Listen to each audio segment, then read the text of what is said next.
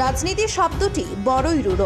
দাপুটে নেতারা যতক্ষণই রাজনীতির ময়দানে বিচরণ করতে পারবেন ততক্ষণই দলের কর্মী সমর্থক থেকে শুরু করে সাধারণ মানুষ তাকে নিয়ে করবে লম্পট ও চম্পট।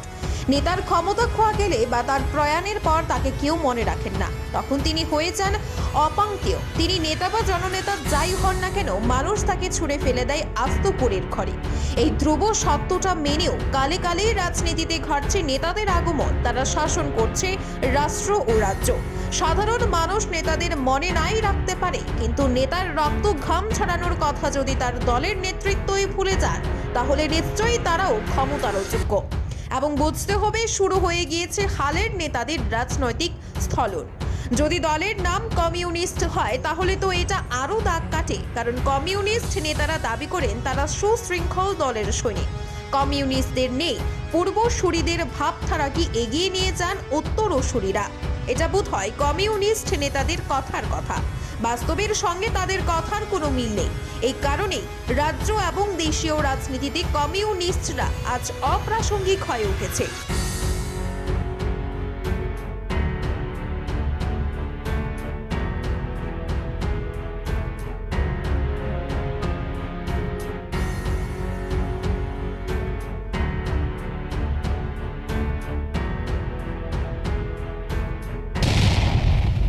রাজ্যের মাটিতে যে সকল কমিউনিস্ট নেতারা কমিউনিজমের বীজ বপন করেছিলেন, আজ তাদের অধিকাংশই মেলার মাঠের লাল বাড়ির কর্তাদের কাছে ব্রাত্য।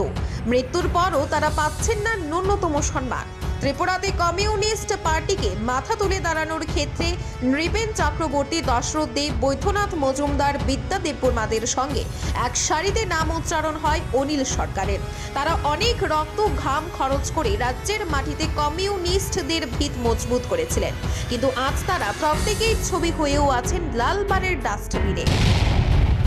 অনিল সরকার তিনি একধারে রাজনীতিবিদ, অন্যদিকে কবি, সাহিত্যিক, লেখক। তিনি বাম রাজনীতিকে শক্তিশালী করার পাশাপাশি রাজ্যের সংস্কৃতির অঙ্গনে জ্বালিয়েছিলেন আলো। অনিল সরকার ছিলেন কমিউনিস্ট পার্টির নেতা ও সভ্যদের শিক্ষক। কাকে বলে কমিউনিস্ট? কমিউনিস্টদের ভাবধারা কি হবে? কমিউনিজমের দর্শনই বা কি? এবং কমিউনিজমের নানান খুঁটিনাটি কমিউনিস্টদের মধ্যে অকাতরে বিতরণ করতেন তিনি।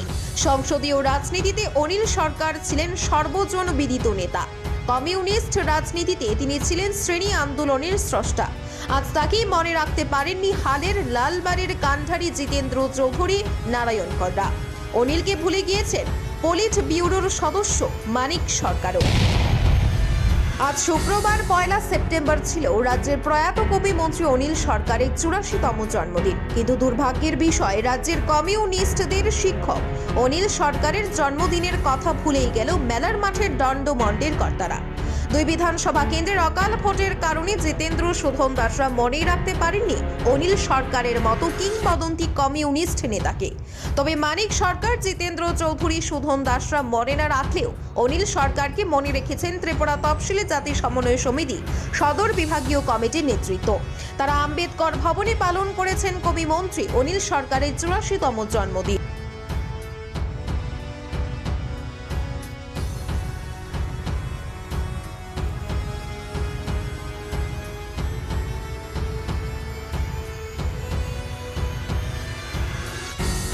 এদিন আম্বেদকর ভবনে উপস্থিত ছিলেন সদর বিভাগীয় সম্পাদক কাজল দাস, হরিজন উন্নয়নের রাজ্য সভাপতি শঙ্কর হরিজন ও মৎস্যজীবীর সদর বিভাগীয় সম্পাদক মৃন্ময় দাস। সিপিআইএম রাজ্য সম্পাদক জিতেন্দ্র চৌধুরী হয়তো ভুলে গেলেন, কিন্তু ত্রিপুরা তফসিলি জাতি সমন্বয় সমিতির রাজ্য কমিটির সম্পাদক শোধন দাস কিভাবে ভুলে গেলেন? তফসিলি জাতি সমন্বয় সমিতির রাজ্য কমিটিও অনিল সরকারের জন্মদিন পালন করার সময় পায়নি, নাকি তারাও শ্রেণী আন্দোলনের স্রষ্টা অনিল সরকারের জন্মদিন ক্যালেন্ডার থেকে মুছে ফেলে দিয়েছেন? তার দায়ভার অবশ্যই নিতে হবে শোধন দাসকে। প্রতাপগড় বিধানসভা কেন্দ্র ছিল প্রয়াত কবি মন্ত্রী অনিল সরকারের রাজনৈতিক ঘর।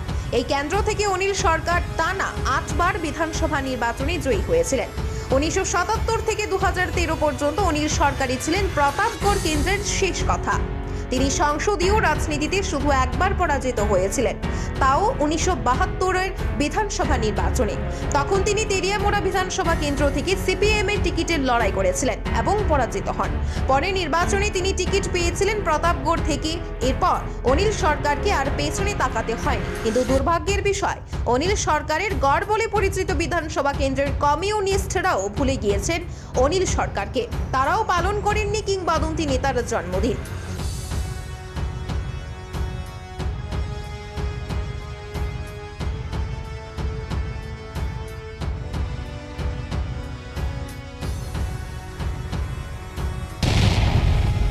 এই কেন্দ্রের বাম বিধায়ক রামদাস কোথায়? অনিল সরকারের মৃত্যুর পর 2015 সালে উপনির্বাচনে রামদাস প্রতাপগড় কেন্দ্র থেকে জয়ী হয়েছিলেন। তিনি প্রয়াত মন্ত্রী অনিল সরকারের উত্তরসূরি অনিল সরকারের ফ্লেভারকে কাজে লাগিয়েই রামু জয়ী হয়েছিলেন নির্বাচনে।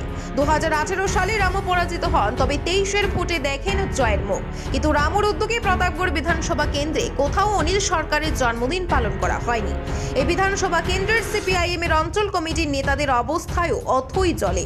অথচ 2022-এ প্রতাপগড়ে ঘটা করে পালন করা হয়েছিল অনিল সরকারের 83তম জন্মদিন।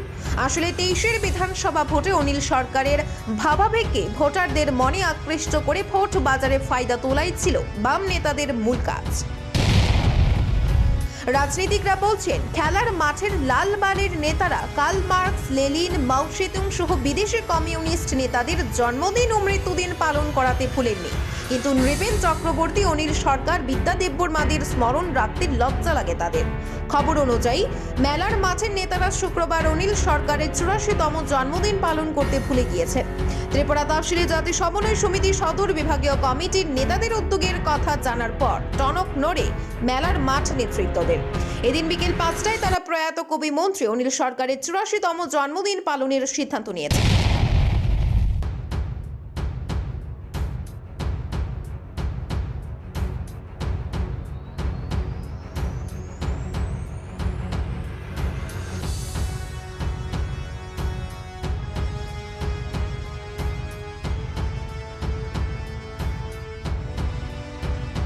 Bureau Report, JM24 News.